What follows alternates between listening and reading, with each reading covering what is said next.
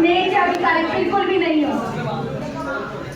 यदि तुम्हें वास्तव में ये स्थान प्राप्त करना है तो जाओ, तपस्या करो, भगवान नारायण को प्रसन्न करो, और यदि उनकी कृपा से अगले जन्म में तुम्हारा जन्म मेरे गर्भ से हुआ तब तुम ये स्थान प्राप्त कर पाओगे।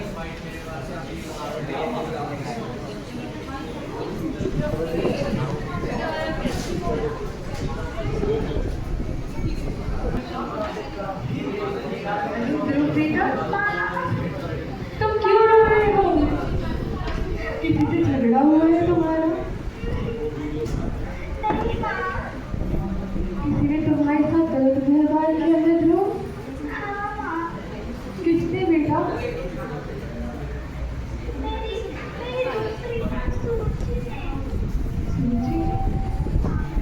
तुमने ऐसा क्या किया ध्रुव?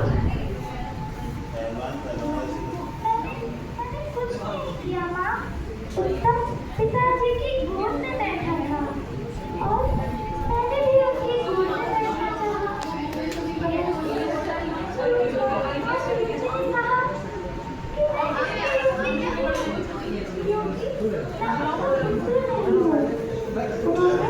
मुझे ये भी कहा कि मुझे भगवान श्री नारायण की पूजा करनी पड़ेगी और यदि वे प्रसन्न हो जाए तो मुझे माँ तुलसी की तरह अगला जन्म लेना होगा।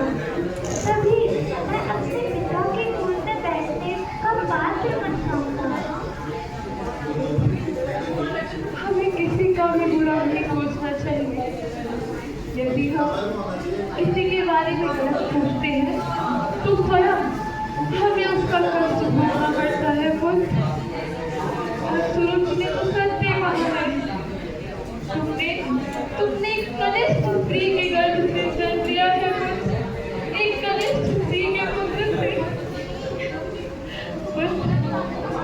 तुम्हारे पिता मुझे पत्नी भी स्वीकार नहीं करते। पत्नी तो छोड़ो, मेरे वचन थोड़े कठोर हैं, परंतु ये सत्य है पुत्र। सूरज की बात मानो और जाओ नारायण की उपासना करो पुत्र। यदि तुम्हें अपने पिता का प्रेम या उनकी गोद में बैठने का सौभाग्य प्राप्त करना है तो पुत्र जाओ।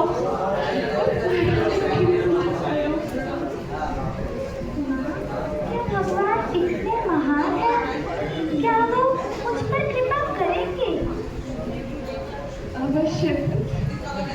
नारायण बहुत कृपालु है। वो सबके कष्ट हरते हैं पुत्र, सबके कष्ट हरते हैं। तुम्हारे ब्रह्मा वो एक कमल के फूल पर बैठे थे। उन्हें तो कुछ ज्ञान भी नहीं था कि वे कहाँ से गए, वो क्या कर रहे हैं, परंतु उन्होंने नारायण की उपासना करी और उन्हें सृष्टि की रचना का शक्ति मिली पुत्र। अब मैं समझ गया हूँ कि आप क्या कह रही हैं, और मैं पूर्ण रूप से भगवान नारायण की कृपा प्राप्त करने के लिए दृढ़ संकल्प लेता हूँ कि अब मुझे कोई नहीं रोक सकता। मुझे उन्हें ढूंढने के लिए कहाँ जाना होगा? महान ऋषि योगजन उनकी उपासना वनों में करते हैं, लेकिन तुम अभी बहुत छोटे हो पुत्र, बहुत छोटे हो। तुम्हें इसका कोई ज्ञान नहीं है पुत्र, तुम नहीं जाओगी। नहीं माँ, मैं जा रहा हूँ और भगवान को इसके बिना नहीं लौटूंगा। नहीं पुत्र, रुक जाओ पुत्र, रुक जाओ।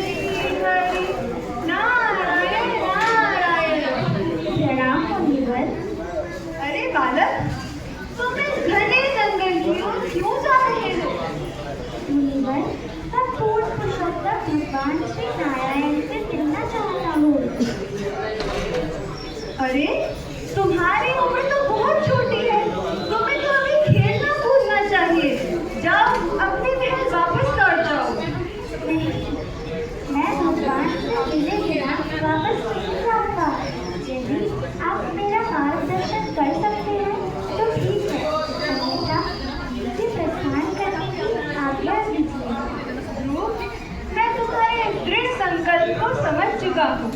मैं तुम्हें एक ऐसा मंत्र दूंगा जिसका जप करने से तुम्हें अवश्य ही भगवान श्री विष्णु की प्राप्ति होगी। मेरे पीछे दोहराओ। ओम नमो भगवते वासुदेवाय। ओम नमो भगवते वासुदेवाय। ओम नमो भगवते वासुदेवाय। ओम नमो भगवते वासुदेवाय। ओम नमो भगवते वासुदेवाय। ओम नमो भगवते वासुदेवाय। तुम्हारा कल्याण हो पुत्र। नारायण नारायण। प्रणाम मुनिवर। भगवत नारायण नारायण हरि हरि। भगवत नारायण नारायण।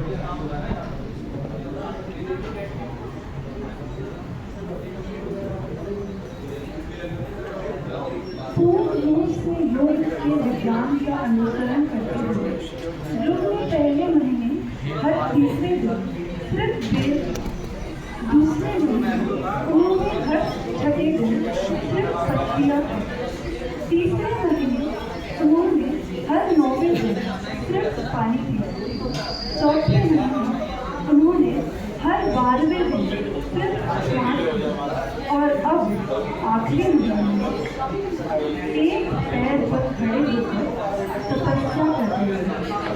परम भगवान पर पूरी तरह से मन को केंद्रित करते हुए वह तपस्या करते हैं और उनकी इस तपस्या से तीनों लोग पास हुए। यह देखकर भगवान श्री विष्णु ने उन्हें दर्शन दिया।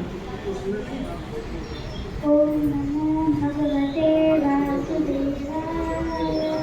ओम नमो भगवते वासुदेवाय। मेरे प्रिय ध्रुव, आगे बोलो।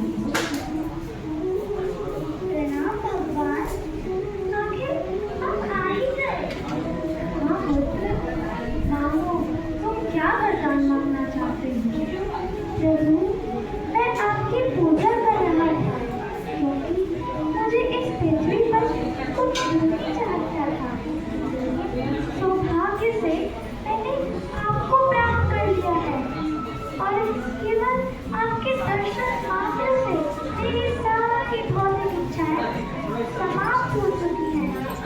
जिस प्रकार सूर्योदय होने पर रात का सारा घना अंधेरा गायब हो जाता है, वैसे ही मैं पूर्ण रूप से संतुष्ट हूँ और अब आपसे कुछ मांगना चाहता हूँ।